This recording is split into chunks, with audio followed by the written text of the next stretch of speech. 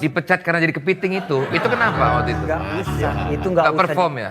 Enggak, itu enggak penting. Itu gak penting. Itu yang Ini jawab satu pertanyaan. Jawab Boleh, satu boleh ya?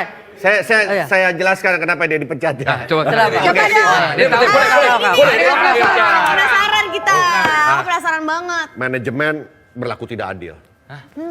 Dia merasa, wah kumpulin teman-temannya, kita harus demo. Kita harus demo. Dimanapun juga kita ini. Bos, jalan. Nggak ada yang ikut. Pecat sendiri. Dia menggerakkan teman-temannya. Menggerakkan teman-temannya. Untuk demo di suatu hari. Iya. Besok kita demo ya. Iya. Semua kita demo. Iya. Nah terus, Dia demo. manajemen bisa tahu? Sendiri. Manajemen bisa, Dia demo, sendiri. yang lainnya nggak datang. Semuanya datang. Masa? Gue datang akhirnya, wah gue berhasil memimpin demo. Besok pada masuk lagi. Gue sendiri.